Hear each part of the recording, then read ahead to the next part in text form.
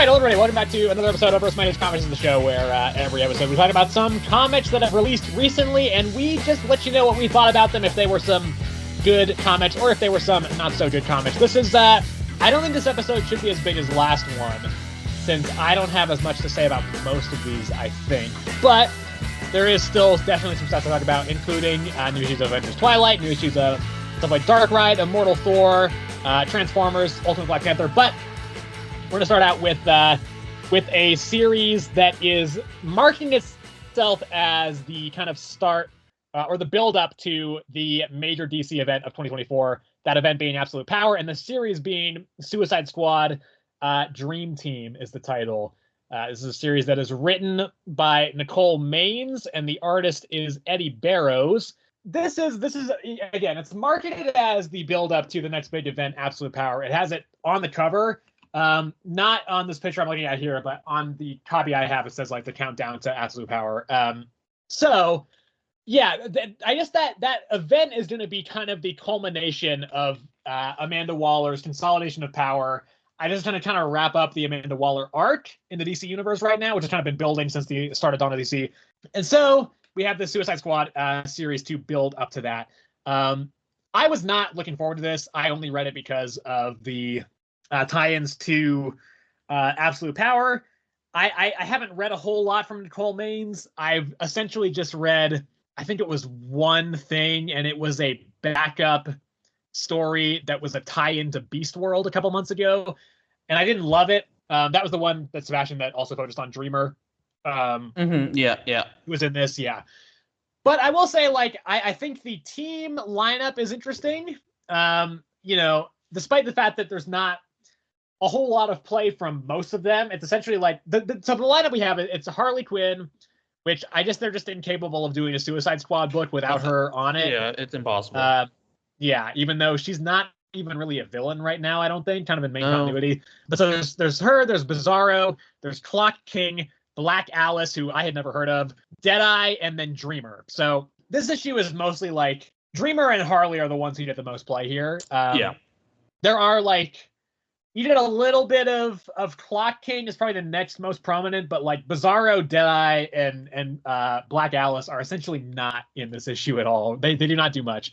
But so yeah, essentially, despite this being, again, billed as kind of the lead up to the next event, it doesn't have a whole lot to do with that, at least on the surface. It's essentially just, this first issue just starts out like any other kind of Suicide Squad book, where Waller's like, we have a thing we need to do. We need to like send you into this, other country to, I guess, like fill the void left by this dictator. And there's a whole bunch of, weapons and stuff and everything. They have like a metahuman program, like weaponization program there. And so Waller's like, go in there, make sure that the vacuum of power is filled by somebody who is an ally to the US, and then just kind of like go from there. And that way, we can make sure that the metas aren't unleashed on the world. So that's kind of the premise, and they do that. They have to go through this like dream world that Dreamer is able to access, which is interesting. I like that concept, essentially, because there's a big energy shield around the city, so they can't get in. So what they have to do is Dreamer has to take the team into the dream world and then kind of find somebody's dream who's in that nation, the nation of Gamora, not to be confused with the Marvel character.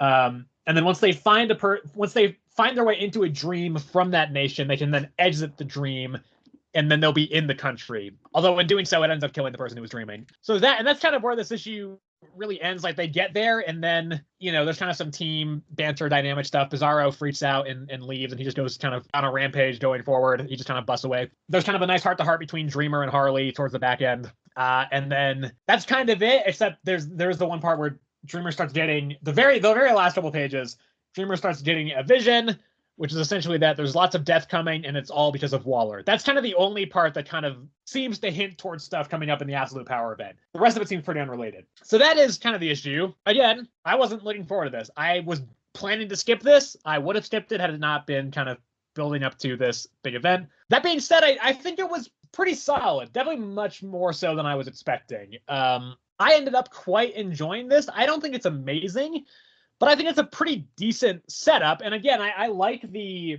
team lineup, despite the fact that most of them are not really used super significantly in this issue. It is essentially like, it's essentially a Dreamer, book with kind of Harley as a supporting character, Harley and Waller are supporting characters, and everybody else is kind of very much background right now. That very well could change, but yeah, that's kind of where it is right now. I think it's pretty solid. Yeah, but I don't have a whole lot to say on it. It doesn't really. I will say, as a build up to the event, I don't think it's super effective. It doesn't get me more excited for that event. It doesn't really do much of anything on that regard. But I do think this did sell me on the idea of this 4-issue miniseries as kind of a Dreamer character vessel to just kind of highlight that character and also just put her in some interesting, team dynamics with the rest of the squad. I do hope they use the other characters, more effectively and just more in general going forward. Otherwise, it's like, well, what's the point of even having them in the book at all? But I think as a first step, it's pretty solid. I think this is a good start to the miniseries, and if it does continue to kind of weave those threads through that do build up to Absolute Power, then that very well could change my kind of thoughts on that, and maybe it will really get me more excited for that event. But as it stands, I think very solid, totally serviceable first issue. But I don't think it's really. I think spinning it as a build up to that event is maybe not the best way to frame this. Yeah. I don't know. I mean, like you said, I quite enjoyed this one too, for what it was. For me, the two characters that really did not need to be in this issue were Black Alice or was it Black Alice? Yeah. And Bizarro, maybe. I mean, I'm sure Bizarro will have his use sometime in the future in this 4 issues. Simply I just assume he's just gonna be the muscle or whatever. But Black Alice, I really, I've never heard of her. I have no idea what she does. Maybe I didn't even know she was on the team until she popped up. Yeah. Once they were in Gamora, I was like, "Who is this? Was she there the entire time?" Exactly. They didn't introduce her at all until the very end, which was just her yelling at Dreamer. That was all she did. Bizarro. She's the one who ends up pushing Bizarro away. Yeah. And but the rest, had their uses. Deadeye, he could telepathically. He's how they were communicating with Waller right now. Yeah. Dreamer obviously got them in. For me, Clock King, I liked Clock King in this issue too because he would theorize with Dreamer really about what her powers were being and just be asking questions and stuff like that. It helped understand a bit more, which I liked. And then Harley, just being Harley, just like you said, she's not really a villain right now. She's kind of just I don't know, I wouldn't want to say a hero, but she definitely used her psychology in this to help Dreamer through, because Dreamer did not mean to kill that person, right? And it really broke her, it seemed. So I really liked that conversation they had that helped Dreamer get out of it and stuff. Yeah, I agree. I think I liked right now I've just really liking the banter between the team. Except for Black Alice, really. I really don't understand who she is or what she's doing. I don't think Harley should be on the team. I understand why she is, because she's a big name, and obviously people like Harley Quinn. So from a marketing standpoint, I know why she's on there. But I agree with all that. I think Deadeye, I know he has use. I didn't feel it too much here. He didn't seem super crucial to this issue. I'm sure there'll be kind of some more stuff, but the conversation with Waller was not a huge part of it. That's gonna be his only use at this point. It's just the fact that they can communicate with Waller. That's why I was okay, I could understand why he has his use in here. Yeah. I don't know. I give it a 7. I also give it a 7. I actually thought about even giving it an 8. I'm not quite that far, but decent enough. Little issue, definitely better than I was expecting, and a fairly enjoyable way to start the series here. So I'll start with the one I have the least to say probably. So I'll start with Batman and Robin number 7 here. Writer is Joshua Williamson. Artist is Simone DeMeo again. We're back to the Simone DeMeo art, and it's definitely not as bad as when this series first started, but I still like the other art better. Story-wise, Batman and Robin in this issue started doing their own things. Robin went off to help Flatline, and Batman still trying to figure out what the cult, what Man-Bat and Shush are really up to. So Man-Bat is, we kind of get a bit more into Man-Bat. So he's made so it kind of starts the issue with explaining that Batman has made his own cult in a sense, with his Bat family. He's brainwashed all those people and basically the city of Gotham to believe in him and his family and whatever. And so Man-Bat decides to make his own cult, the cult of Man-Bat or whatever. And it's just like a bunch of people that believe in Man-Bat, and I don't know, it's kind of weird. But yeah, so Batman goes off to do that, and while Robin helps Flatline, and she's trying to search for her sister that she traced back to Arkham. They track her down to it was like a bartender from the Iceberg Lounge. They go in there, beat up some people, and then they find the sister, and I think she just says like she basically just tells Flatline to just leave. And that's where that part ended.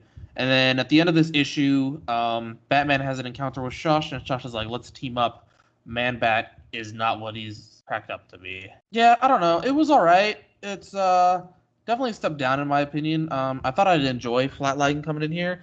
And while I did enjoy her and Damian's like dynamic and stuff like that, and it their dynamic like went a bit more deeply into, you know, how like Robin, like Damian specifically tells Flatline like, you know, me and Batman have learned how to be like Batman and Robin, but we're still trying to learn how to be like father and son and stuff. But like there's been progress, right? Because like Damian's like he's enrolled me in high school, and I thought I wouldn't like it, but it's kind of growing on me and stuff like that. So I was like, okay, that's you know, that's nice to know, I guess. Like to know that like there's actual like development there. But besides that, it was all right. Like I said, the art for me still it threw me for a whirl again, man. It's wonky still. But yeah, I like the Flatline character. This is my first time reading anything with her, so you know. Yeah, I think she's relatively new. Yeah, I think it was Lazarus Tournament is where she first showed up. Yeah, yep, I think so. Oh my gosh, big thing. I forgot to mention. For some reason, Flatline can see Rachel Ghoul's like ghost or something like that. Yeah, so that they like did that for like literal like one part and then glanced over it. They're not bringing it up yet, but that was just a thing they introduced. But yeah, I don't know. I gave it a 6. It was alright. Well, staying on the DC kick here, I'll talk about Green Lantern number 9. This is written by Jeremy Adams. The artist is Hermanatos back on the book after a couple issues away. So yeah, this picks up right where it left off, where last time, where Green Lantern is in Spain and he's trying to find the place where his kind of power ring like boosted up to be able to actually escape Earth. And so he goes in this like cave, it just kind of pops up, and it turns out that it's kind of this big conduit that goes down into the green. And then while there, he meets Tom Kalmaku, who is somebody that Hal knows. He was somebody who Hal worked with, I think, for a while. I didn't know who this guy was though. So regardless of it, he was revealed that he was put there in this area to guard over something until a Green Lantern came along, and then Tom would be able to just leave and you know, go back to his family and everything. So it turns out that there is a big old Green Lantern power battery there in the middle of the Earth, which is presented by the Green and by Tom. And then so Hal gets there and he's able to get a actual ring, as opposed to his kind of makeshift ring that he's been having. So he's able to, that ring goes away. He's able to get like a legitimate ring, which is fully powered up, and then he's able to get into space. So then he goes and he runs into some kind of Green Lantern or some Lantern Corps stuff going on out in space. It's a big space battle he gets kind of involved in the middle of.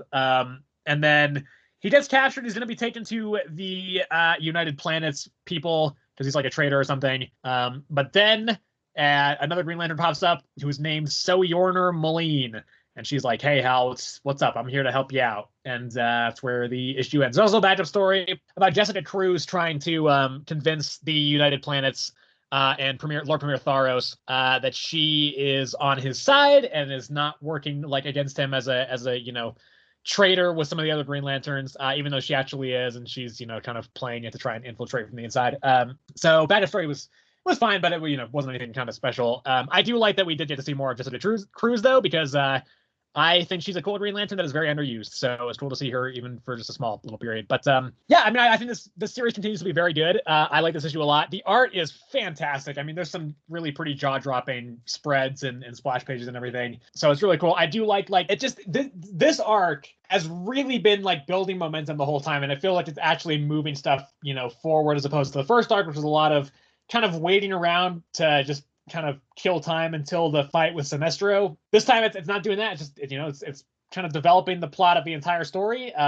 It seems like it's the I think we learned in the backup. I don't know if we knew this before, but it seems like it's actually the United Planets who are destroying all the power rings. So that's interesting, and that's, again, setting up just good development of the plot, and the threats feel kind of more tangible now. And I think this is really coming together in a really nice way. I'm really enjoying this. I think it's one of the better books of DC right now. And yeah, I gave this one an 8 out of 10. I enjoyed it quite a lot, and I thought it was a good fun time. All right. Well, I will move on to one that genuinely surprised me this week. Symbiote Spider-Man 2099, number 1. All right. Well, writer Peter David, artist, I believe that's how you say his name, Rogue Antonio.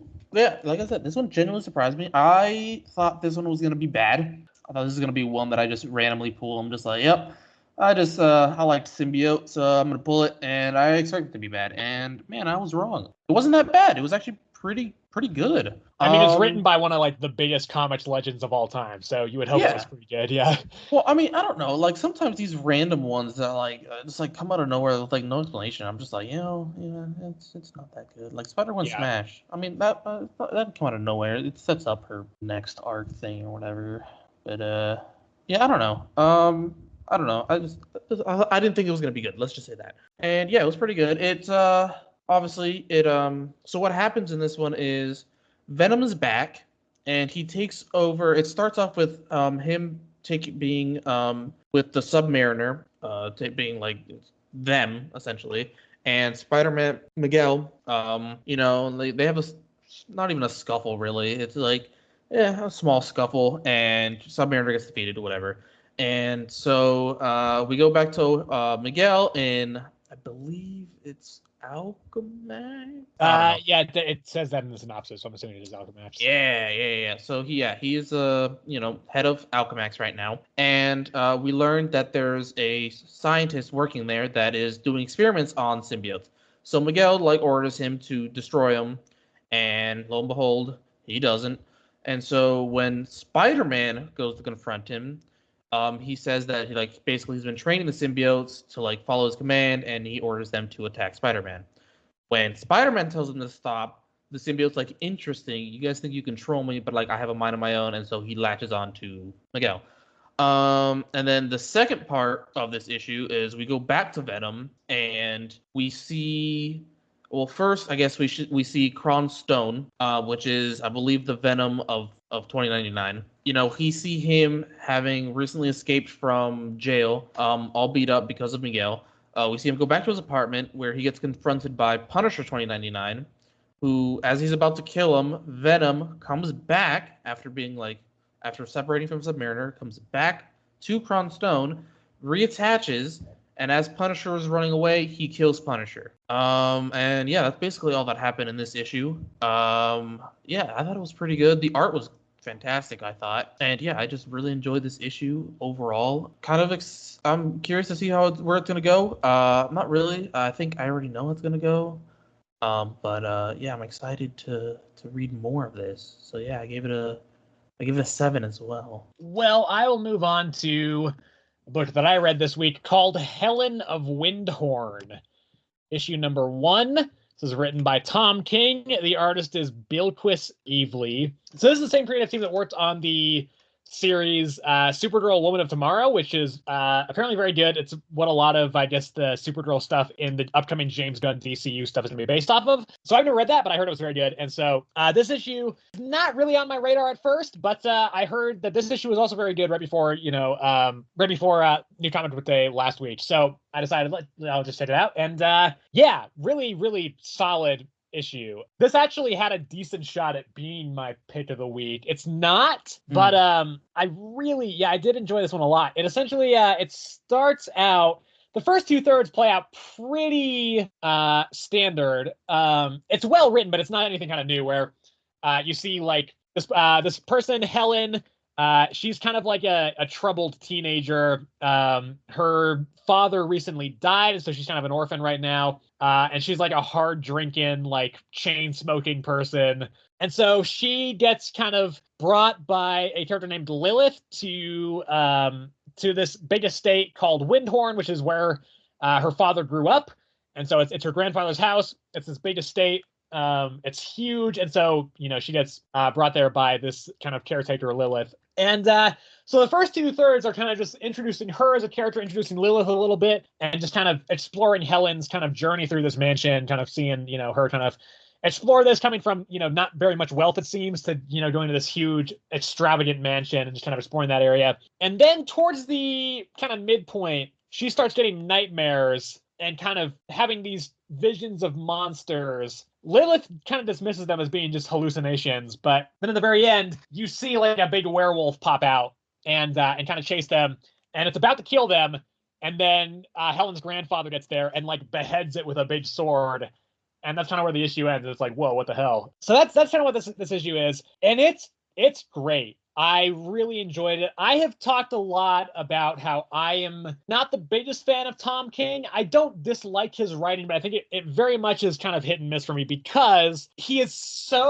vocabulary is so kind of, poetic. There's lots of, it's just very wordy, just very, very, very, there's just a lot of text in his stories. It's very kind of overwrought narration a lot of the time. It's something that we've thought about in his Wonder Woman run, where I think there it's a negative, it doesn't really work, but I think it does really work in this setting. I think it really like adds to the whole atmosphere and just the whole kind of vibe to the series. I mean, his style actually fits this incredibly well. And also the art is fantastic. It's just super, like, again, just there's some really fantastic panels and pages in this book that just really like colors popping and very kind of fairy tale aesthetic that is then offset by this kind of, big monster design. And I thought it was great. It really kind of, it was a fantastic read. Again, probably not my pick of the week, but it is close. It is very close. I really, really enjoyed it. As soon as I read this, I was like, shit, this is what I should have made Sebastian read, because it was just so like, I just was so blown away by how good it was. So I'm very, very excited for the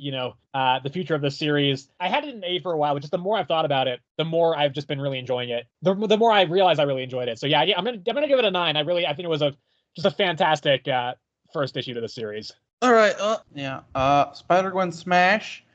Let's see here. Writer Melissa Flores, penciler Enid Ballum. This one, wraps everything up very quickly. Honestly, we went through this very, very fast this issue, whereas some of the other ones I felt like were really slow, and this one, I don't know, pacing's a bit weird. But this one we see a scuffle between, or a fight with Carnage, which is Mary Jane, Dazzler, and Spider-Gwen. Because Bruce brought back the Carnage symbiote that was already inside of Mary Jane back out with gamma radiation. And then let's see here.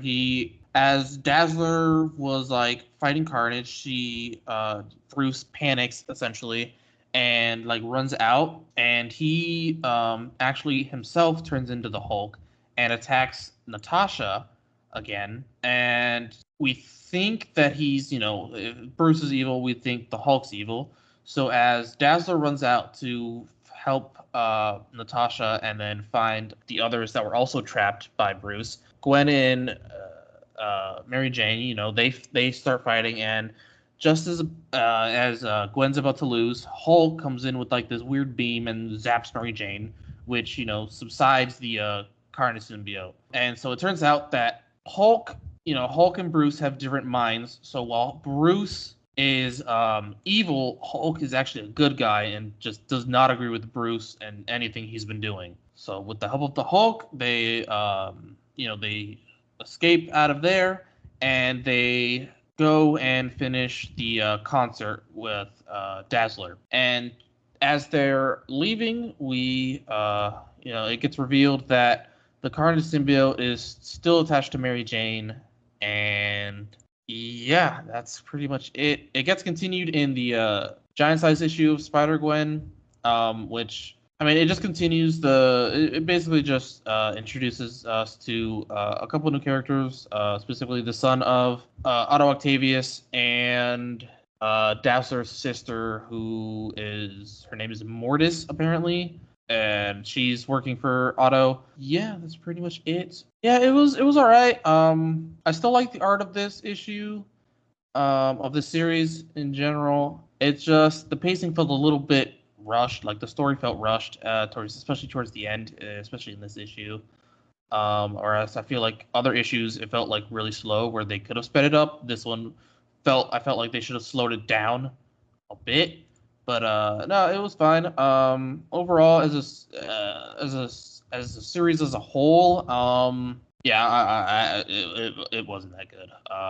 Series as a whole, realistically wasn't that good. But yeah, I gave this one a 6.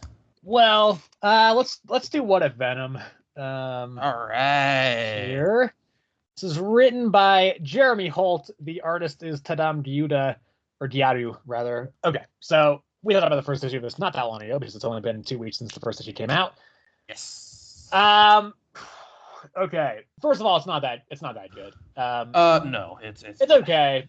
Here's the thing. We talk a lot about series on this show that we think conceptually are very cool or good, but don't necessarily get it right in the execution. Yeah. I think this is the inverse of that. I think the writing and the execution of this idea in this book is decent. I just think the actual premise is so bland and stale and boring and generic.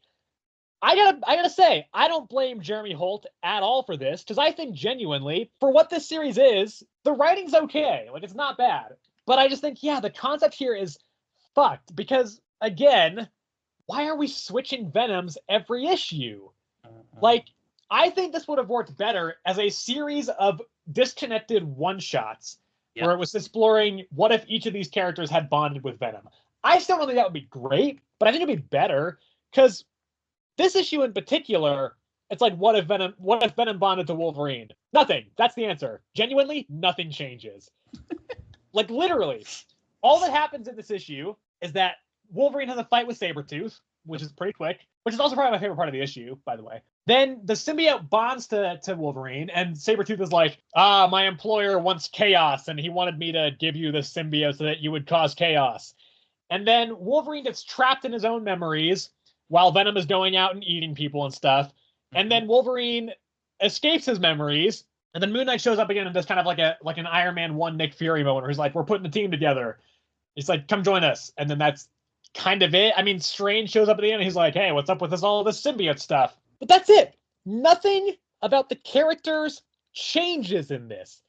No. We have seen Wolverine do this probably like 50 times by this point, where he's, trapped in his memory and he has to escape it and overcome, the memory of Weapon X and everything. Yeah, and break out. And we've seen that so much already. This does it again. And again, the execution is fine, but it's so trite and just nothing. I also don't think the art is all that good. I like the design of the Venom Wolverine, but I don't think it's actually the actual pencils are all that great. So yeah, I mean, at least I didn't love the last issue, but at least it did change some stuff with Jennifer's life. She lost her job and ended up being homeless. Yep. That's not a huge shift, but it is something. This does not change any. This could be in 616 and it would not change a goddamn thing. So it's like, why is it doing this then? And so again, I think also it's gonna struggle from just having to every issue find some artificial way to just shift the Venom symbiote from one person onto another. And it's already feeling tiring, and it's already feeling very manufactured. I assume it's only going to feel more so going forward. Now, I'm not planning to read any more of this. If Sebastian makes me read more, then I will. But otherwise, I'm definitely planning to drop this. But yes, I just think it's just so nothing. I just think this premise is pretty flawed and not anything. Yeah. I mean, considering this is my first time really reading anything with Wolverine in it. You read Predator versus Wolverine, Sebastian. Okay, well, yeah, okay. Yeah, that's fair. Well, this is one of the... Okay, but that's such a different to this. I don't know. Okay, you said the whole trauma bit was being overplayed, right? Yeah. And while I understand that because you've read a lot of X-Men and all that stuff, this is really my first time. And I thought, that idea was well explored. I was like, okay, that's how Venom takes over Wolverine, trapping him in his trauma, stuff like that. I'm like, okay, that's pretty clever, because normally he wouldn't have been able to take over Wolverine, which is evident at the very end where basically Wolverine just is fuck off, Venom, turn into my clothes, and that was how he controlled Venom. Which, I mean, ultimately in the end, I don't understand how Wolverine of all people, like I understand he's a very strong mutant, very strong, like, whatever. But I don't believe for a second that he can completely control the symbiote while like She-Hulk cannot. Yeah, that's fair. And it basically like ruins her life because she literally can't avoid turning into Venom. I think for me the fight with Wolverine and Sabretooth wasn't anything special. I mean, I don't know if it's always like that where it's just like nothing. Nothing happened at all. I mean, that's what all superhero fights are for the most part. I mean, yeah, but I don't know. I feel like I expected a bit more from that, I guess. They didn't. The problem is that they didn't have time because they had to just shift the symbiote on the Logan. They had to sick the symbiote on his ass, but like Sabretooth didn't even like get hurt. Like even when he got stabbed in the chest, he was just like. I mean, he has a healing factor. I understand he's a healing factor, but does he not feel pain? Like I will give it to him that he probably has just felt so much of it that he's pretty good at just shrugging it off. Gotcha. All right. Well, all right. I'll give you that excuse then. And then what else? Yeah, I don't know what Doctor Strange is doing there with the backpack. I had assumed all of the Venom symbiote had gone on to Logan, but I guess not. So. Well, also, doesn't Jen still have the symbiote or no? Yes, she still has. I thought she did too. Yeah. Yeah. And so they did a good job of saying that of how there's basically two Venoms existing at once, which is essentially once the symbiote latched onto Logan with his healing factor, he was basically able to like create get reattached to the hive mind, stuff like that, and basically essentially it's like a new symbiote, a new Venom symbiote. But yeah, I don't know. I'll give it a 6. I also have it at a 6. I think your point about the whole Wolverine memory sequence being good to you since you hadn't read as much, I think that's fair. I think the thing is, though, I think if you're gonna, from Marvel's perspective, if you're gonna do that again, you need to shift it up enough so that it feels different to readers who have experienced that before, right? Yeah. So that way it's fresh for everybody. You can still make that concept, but I think you just have to do it in a more interesting way than this. So yeah, anyway, regardless, it's fine. Again, it's fine. It's not like it's a pretty quick read. I didn't feel, I wasn't annoyed reading it or anything, but it was just like, again, why does this exist? It's kind of what I feel about that, yeah. Yeah. All right. Well, let's go on to what you may read here. Napalm Lullaby. Okay, this one is written by Rick Remender, who is also the writer of The Sacrificers, and the artist here is Bengal. Okay, so this issue kind of has a couple different parts. The first part is a flashback, which is essentially what if Superman landed in an area where he was adopted by religious extremists, essentially, is what it kind of seems to be. And then, because there's like a big mech battle, and then these people are like, yeah, the god of what's the god? Glokor? Something. It's a really dumb name. Glokor? Yeah. I don't know. So there's that part, and then it flashes forward to these two characters, neither of whose names I remember. They're trying to take down the god, and that's the issue. Essentially. Yeah, it's just kind of introducing the main characters, really, and kind of introducing the world and just showing the ultimate the mission, which is to take down this god, because it's essentially like they live in this kind of dystopian world where Glokor, who is not actually Glokor, by the way, that's the thing. So the religious kind of cult, they find this kid, and the kid has powers. It's some like it actually is explained as some. There's like a bunch of mechs who just have kids, like babies, piloting them, who have these like insane powers. And so then they take that kid in, who is not Glokor, but they lead him to believe that he is, and then so he's kind of imposed his religion on everybody. Yeah, so it's just kind of it's just showing the world and developing some of the main characters, and that's kind of, I don't know, it's kind of strange. I think this is a better first issue than The Sacrificers. However, it does not have the same hooks I think that Sacrificers had, where I was like, I felt like there was more to keep me engaged in that first issue, even though I didn't like it as much.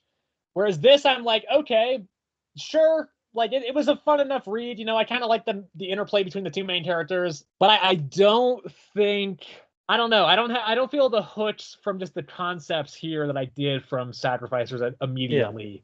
To the point where I could see a world where I don't pick up the second issue. I probably will, but I don't think that it's quite as engaging conceptually as Sacrificers was, even if I think the actual issue is maybe more immediately kind of fun. Not to say that Sacrificers is fun now. Sacrificers is bleak, but Sacrificers is very bleak. No, but I wasn't really sure how to think about this one at first, right? Who I thought was the main character dies, and then the two main characters I thought also died. They then seem to die. Yeah, but it turns out to be, I don't know, was that like a hallucination? Hallucination, right? Yeah, it seemed like some kind of telepathic hallucination that one of the characters made the other people think happened. Yeah. Yeah, exactly. So yeah, when I thought they died very gruesomely, in fact, I was like, so lost. I was like, what the hell is like really going on here? Like, the synopsis kind of like brought everything in. I read it after I had read the issue, so I was like, it helped me understand a lot more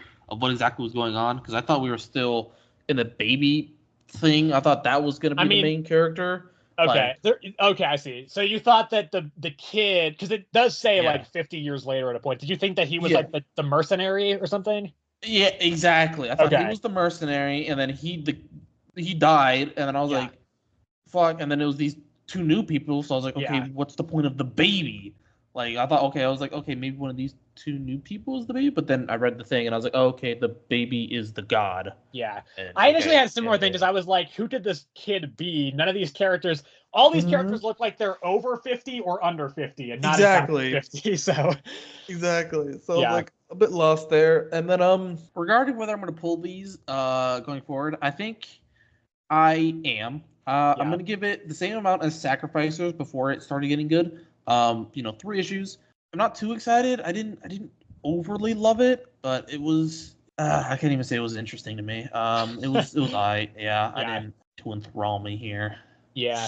No, I'm kind of on the same page. I think I'll give it. Yeah, I'll definitely give it probably one more issue. And if I'm kind of sticking around the same level, then I may drop it there. It's tricky because I do like this writer.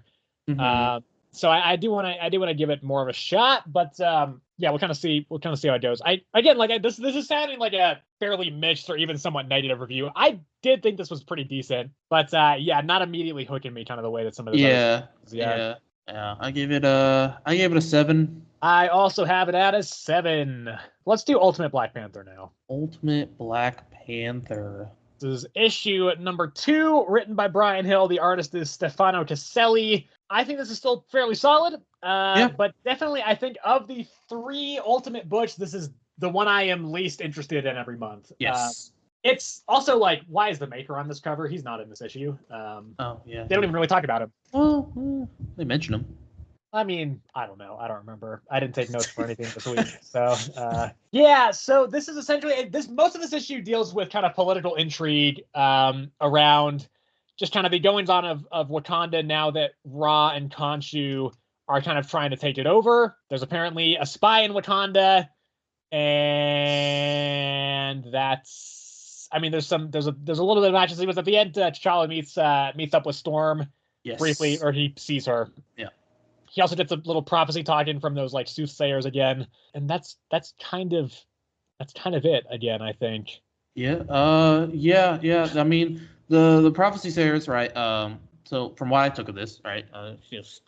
Theorizing here, right? The prophecy sayers saying, that the woman is gonna, give him an heir to the throne or whatever, and T'Challa is like, oh, like the queen is gonna give me a son and whatever.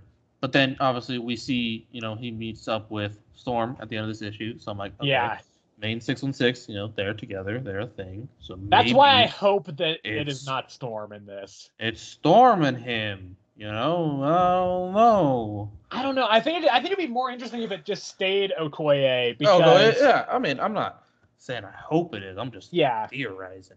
Sure. I just think I think already this series already feels like it's not distinguishing itself very much from 616. Yeah. So I think because you could kind of slot this in the 616. I don't think a whole lot would really change so far. And so I think if they just go like, well, Storm and T'Challa are together again, in this, and it's gonna be like, well, okay. I do think like if you're gonna do an alternate universe version, there should be enough differences that make it kind of interesting and it stand out from the other universes. But yeah, so I don't know. I don't know like what the deal with Storm and Killmonger is, if they're kind of together, because we don't see Killmonger in this, but he is kind of around and teaming up with her. Like I don't know if they're with Khonshu and Ra. I don't think they are. I don't think, but I don't know if they're fighting against Wakanda as well, though. Like I don't know what side they're on. They strike me as just kind of like independent free agents. Yeah. So like I don't know if it's gonna be like an enemy of my enemy is my friend type deal, Probably, yeah. I don't know. I don't have much to say on this one. This is a week where like there a lot of the stuff that's just like, yeah, I mean this is a pretty standard comic, so yeah. I mean, like you said though, really not a lot happens in this one. It's just they have political talks, the soothsayer thing, Black Panther goes behind enemy lines, gets shot down, he meets Storm. Literally all it is. Yep. And he still has that mask. And he still has his face mask. By the way, I think that mask is it played a little bit better in this issue than it did in the last one. I don't know if I'm just like gotten used to it a little bit, but I think you got used to it. That mouthpiece is disgusting. It is still weird, but it didn't bother me quite as much in this one as it did last one. I'm coming around to it, Sebastian. Oh. I have it at a 7. Yeah, me too.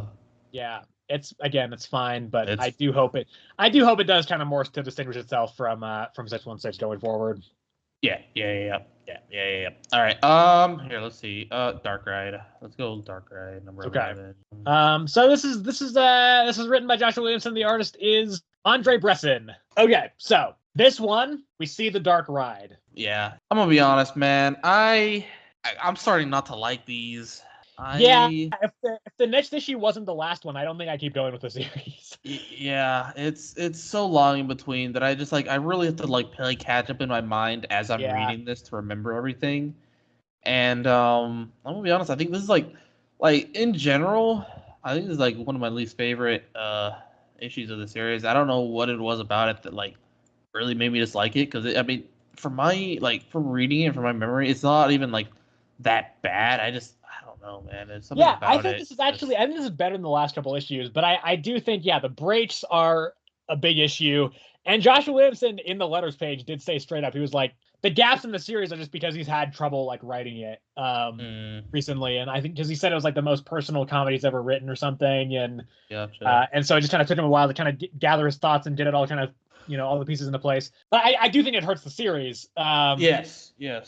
And while but at the same time, I do think this issue, I didn't feel that quite as much. So I do think that the cliffhanger of last issue was pretty memorable, and the point that it didn't take me long to kind of remember what had happened. And I do think I just like that we get to see the Dark Ride itself finally. I think the art in that sequence looks really good. I don't know. I don't know. I wish we had kind of seen. I wish we had seen more of the rides in general in this series. I think that would have been, because this is really the only one we've really seen.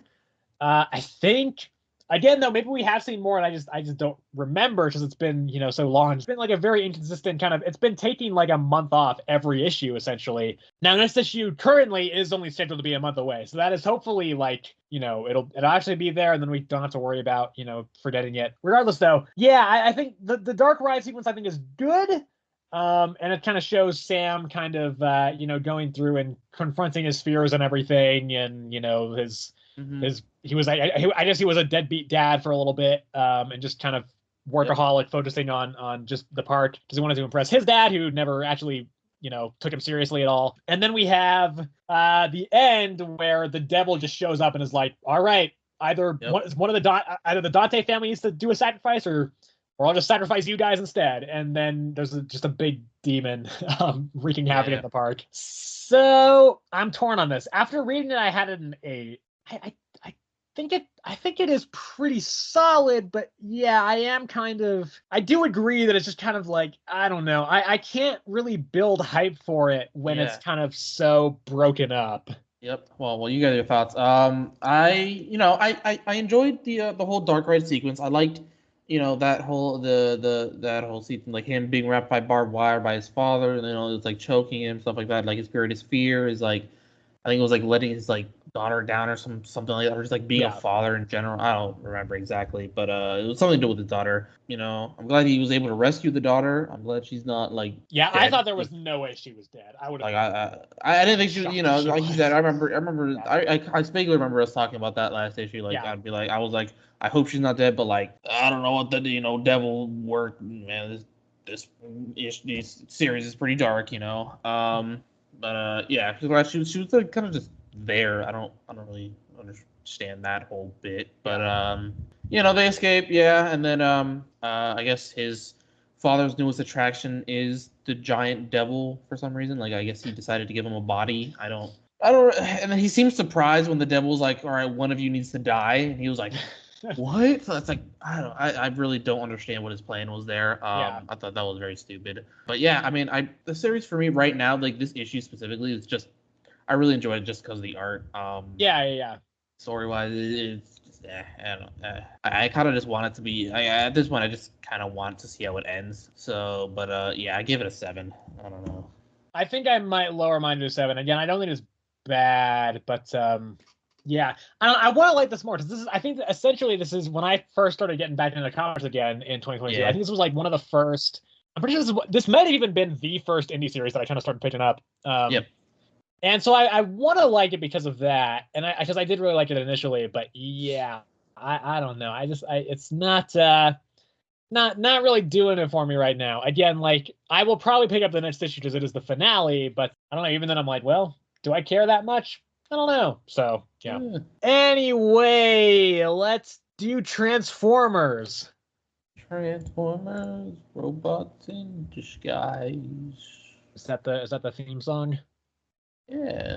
I thought the theme song was "You Got the Touch." No, that's in the movie. Okay, because there's a point in this issue, not to jump too far ahead, where there's a panel where in the background it just says like the song, and I was assuming that was "You Got the Touch," but I'm not sure if it actually is. If I remember correctly, that's when the the Matrix appears and does that whole bit with the Matrix. If you saw the movie, you'd understand.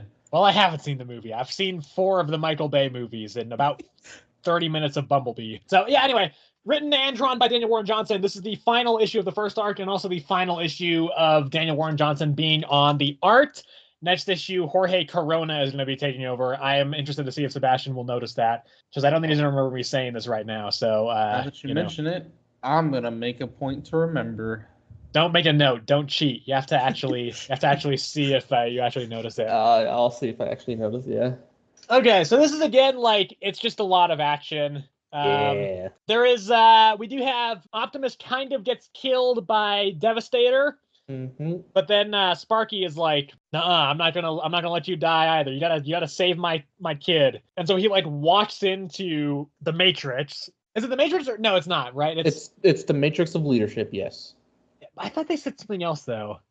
Just sworn they called it a different thing. No, he was saying I thought they called it like the spark or something. Yeah, his spark was like fading out, but that thing he pulled out was the Matrix of leadership because you have to hand it down to like the next person you want, to be the next Prime or whatever. Right. And so it fell out, and so Sparky sacrificed himself to the Matrix, which I think reignited like Optimus's spark, because you saw one panel where like his face mask was damaged, and then all of a sudden it wasn't. Right. Yeah. So like I guess it like gave him energy or whatever, like some sort of like energon boost, or I don't exactly understand. Like I don't know how to explain it specifically. I didn't really get that because he just walks into it. Yeah, I think it was like something like he like transferred his life force or something. I don't really know how it worked, but he basically just like revived Optimus with his own life. Yeah, so I mean, there's that, and then they do a big fight with Devastator, and they take Devastator down. There's a very cool double page spread where they actually show him being taken down by the Transformers. Also, is Bumblebee ever going to come back from the dead? That is another good He's question. Still dead, as far as I know. Yeah. Yes. I don't know. Again, like this is another one. I don't know how much I can say on this because it is again like big action sequence. Devastator goes down, and that's kind of it. I don't think this even really sets up much going forward. I mean, the Decepticons are on the run now. The Autobots have taken back over the Teletran 1. So, end of the first arc here. So it's going to be, I assume, Second arc is going to be Autobots, regaining Energon, stuff like that again. Decepticons are going to be like fumbling about trying to figure out who's in charge, because it's usually between like Starscream and Soundwave and stuff, and we don't know when Megatron's going to come back specifically. Yeah, he's still frozen in the Arctic. So yeah, there's a bunch of stuff that can still go down and stuff. But I still think this series is pretty good, though. Even though this one was a lot of action, it does a good thing of like never really letting like one side have too much power, right? Like it's always like based off numbers, right? So in like the beginning parts, it was the Decepticons that had like the advantage. And then the Autobots got a bit of Energon, and then they brought it back with Optimus getting, Megatron's like big gun and stuff. So they like drove the Decepticons away, and then the Autobots got damaged again in the hospital battle. But then reinforcements came, and then they pushed the Decepticons back again. And then when they went to go finally defeat the Decepticons, they had this big giant Devastator, and then the Autobots got messed up again. And then Optimus pulled it right back at the very end and pushed them back again. So it does this good job of like constantly throwing like the power like to either side, each issue, and I think it keeps it like it keeps it very engaging and like not really knowing what like how it's gonna go down in the end. So I think that's I think that's why I'm enjoying this series so much. Yeah, I mean I like it. I just do kind of still find myself kind of overwhelmed by some of it because again, I'm not a Transformers expert. Yeah. So seeing all this stuff, I'm like, okay, who's this and what's who and how is why everything is, I don't know. I have that problem more with the Decepticons. I think it's easier for me to tell the Autobots apart, but like Starscream and Soundwave and Skywarp and all these other, I'm just like, Jesus, who is who? So yeah, but I did like this. I don't think it's the strongest issue of the series. No. But yeah, I mean, still saw it. I have an 8. I also have it an 8. All right, let's talk about Immortal Thor. Okay, yet another one where I don't think there's much to say about this one. No, I really don't have a lot.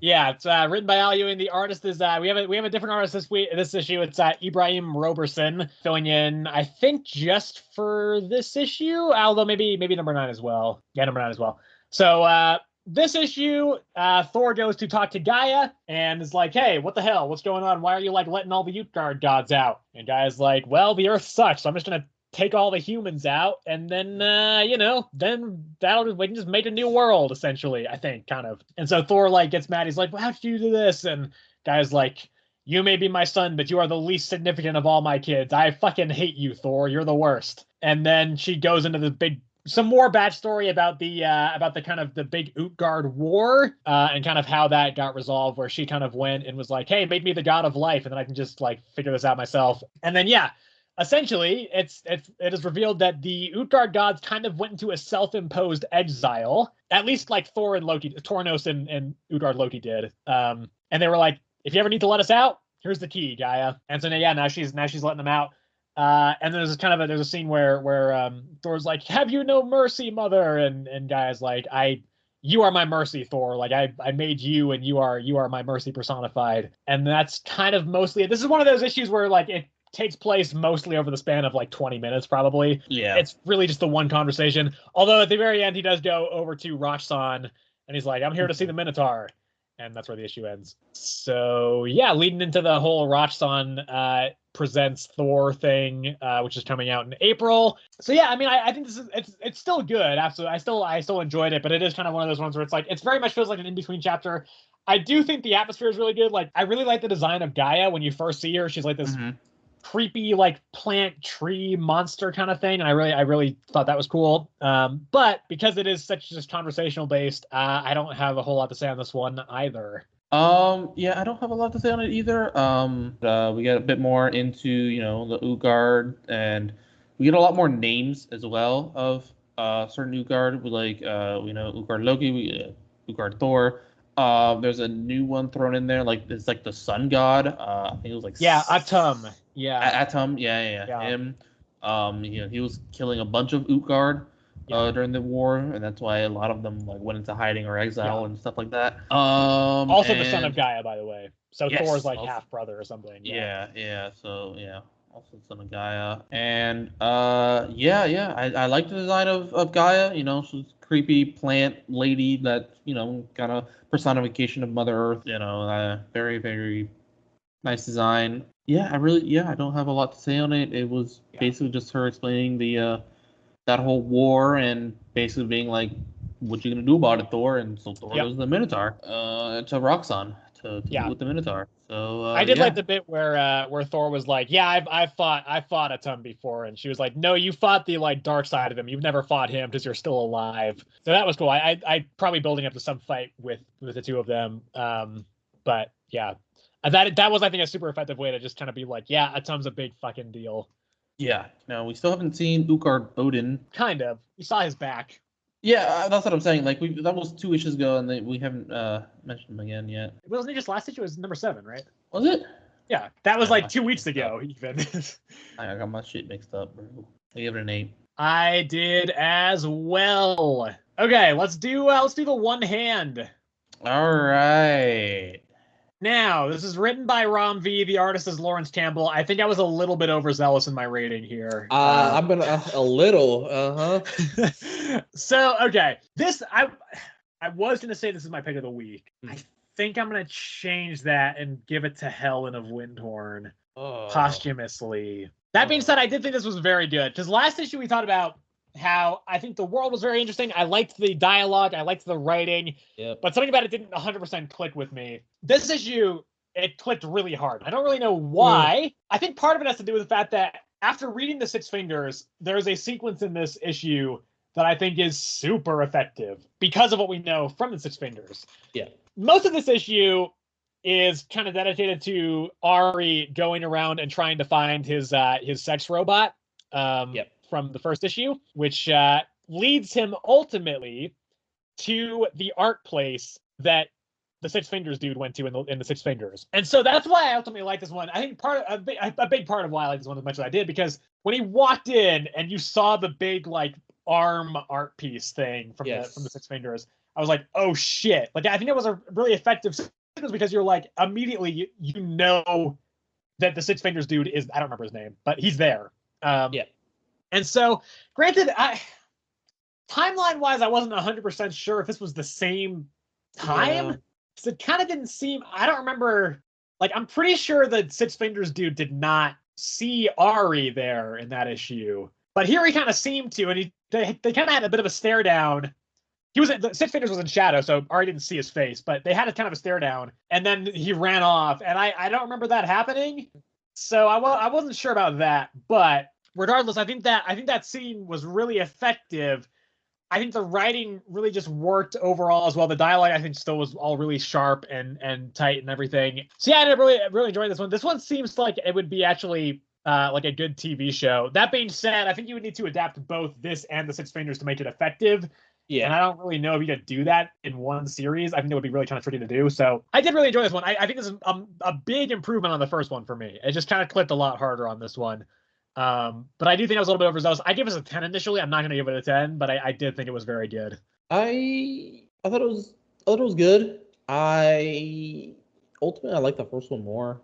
I don't know. I found this one a little bit boring. The whole sex, like I understand why they included that, obviously, because it led him to the art gallery. Yeah. Where his girlfriend, Six Fingers' girlfriend, broke up with him, and that's led him there. Whatever. Like you said, the timeline seems a little bit off. Yeah. I think we'll get that'll be cleared in the Six Fingers side. Yeah, maybe. Like at this point, like the only thing I can assume is that the art gallery obviously possibly takes place over a couple days, and like he didn't go there the first day when they like officially broke up. So like maybe the Six Fingers is like just going back there. Yeah, that's what I was trying to think. Is I just couldn't think of a reason why he would go back there. Yeah, so like I don't know exactly, because that seems a little bit weird. He doesn't meet with him, and immediately I'm pretty sure it was during that art gallery scene that he leaves to like realize that like, oh my gosh, I killed one person. But in this one we learn that there's another murder, so it's like that just doesn't line up at all unless immediately after the first one he goes and kills the second one. And then the other thing, the one thing that I did find really cool on this one was Ari and his, I was going to call him his partner, but they're not partners. Yeah. Matt, right? I think this is his name. Yeah. They went and talked to someone related that has something to do with the first murder victim. Yeah, the wife, right? Was it the wife? I think so. Okay, yeah, because then there's that whole scene where Ari's like, "Did you love him?" and his partner's like, "What the fuck are you doing, man?" Well, like, yeah, but then like he the way she was like talking about it was like we just ran into each other. I now that you say it, that could have been like how they met. It was, and stuff like that. Was. So it was. Yeah, I guess it was the wife. He walked into a room and she had some paintings hanging up, and they fit the pattern of one of the symbols that the Six Fingers draws when they murder someone. So I thought that was really interesting. Like that I don't know like what exactly that has to do with anything in the end, obviously, because it was just one symbol out of the many. Right. So I don't know exactly how that adds to anything, but I thought that was a really interesting detail, and I really enjoyed that like puzzle piece fill in. But ultimately, I think ultimately the story itself, I didn't enjoy as much as the first one. It didn't intrigue me as much this time around. But so I gave it a 7. Okay, I'm gonna give it a 9. I think I did have it at a 10. I'm not gonna keep it at a 10. But I do think like I was much more just engrossed reading it. I was like, okay, I very much kind of felt myself kind of more interested and engaged than I did in the first one ultimately. Okay, so that would leave us with just one more. That's Avengers Twilight number 4. Written by Chip Zdarsky, and the artist is Daniel Acuna. Yeah. So, is this your pick of the week? Yes, 100%. Okay. Yeah, so this is kind of last issue kind of concluded the first half. I mean, it does kind of carry over into this one a little bit with the ending of the fight with James and everything. That doesn't take very long though, and then it just goes into some other stuff. What I did really like about this is that Tony is in the mix now as well. Like they get him able to like walk around. He's in another kind of makeshift Iron Man suit. So you have a lot of the team together again.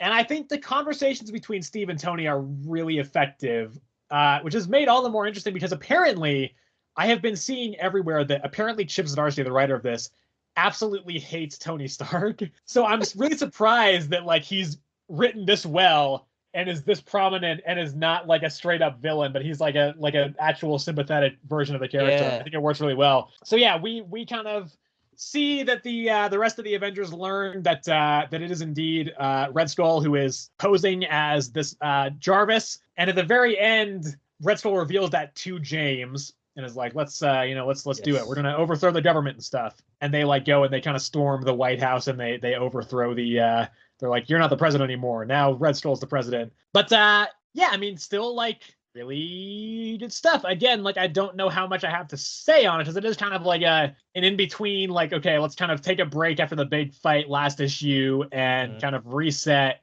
and start building towards the finale in 2 issues. But I do think it's very effective. I think it was good just seeing Thor come down. I think, it was his motivations for leaving and kind of not being present on Earth for a while really made sense. I think that all worked really well with him just, not wanting to see everybody on Earth die. So that was all good. Yeah, just, I mean, again, continues to be really great stuff.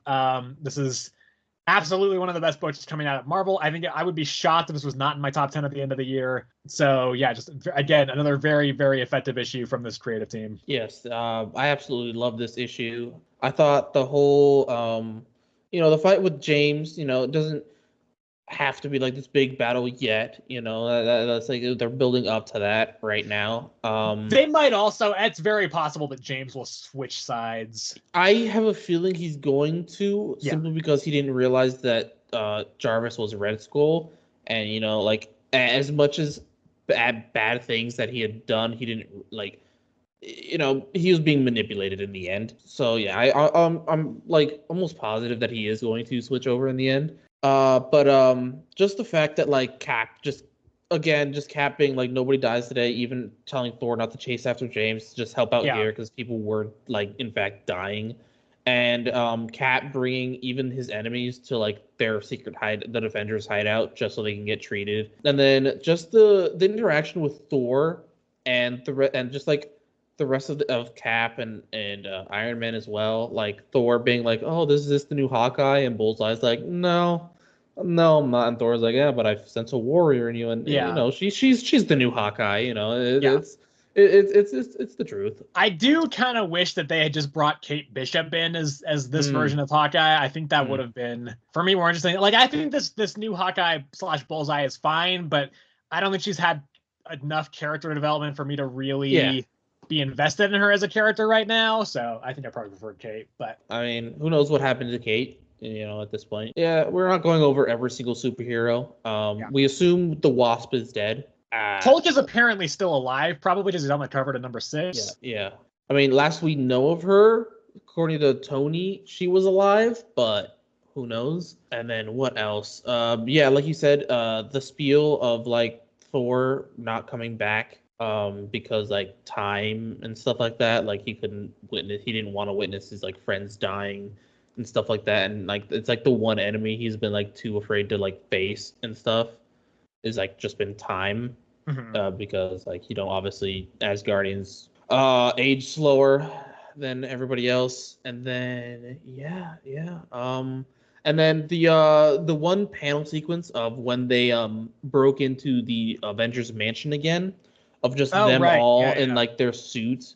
I don't sometimes it's hard for me to tell online, but was that a double page? I don't remember there being any double pages in this issue. Yeah. Okay, so it was a single. Okay, sometimes it's hard for me to tell.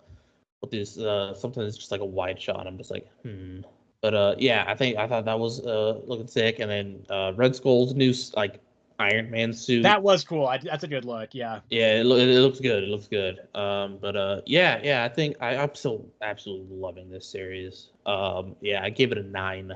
I also gave it a 9. Okay, that'll do it for this episode. Thank you everybody for watching or listening. As always, if you are on YouTube, you can of course leave a like on the video if you enjoyed it. You can also subscribe to the channel if you want to see more of our stuff, and you can hit the bell notification if you want to make sure that you don't miss any of our future videos. You can also let us know. You can give us a comment if you want to let us know what you're thinking about the current state of comics over on YouTube. Some of the stuff that you have been really enjoying. Any recommendations you might have for us. Also, you can let us know what you think about comics and the current state of comics and all your favorite stuff over on Spotify if you want to email us at earthsmightiestcomicspod@gmail.com. I've also started doing polls again on Spotify directly. I've been able to do them now. I had trouble doing them for a while, but I can do them now. So if you want to just put them in there as well, that also is totally fine. Then you can also follow the show over on Spotify as well to make sure you don't miss any episodes over there. So yeah, again, as always, thank you everybody for watching or listening wherever you may be, and we will see you in the next episode.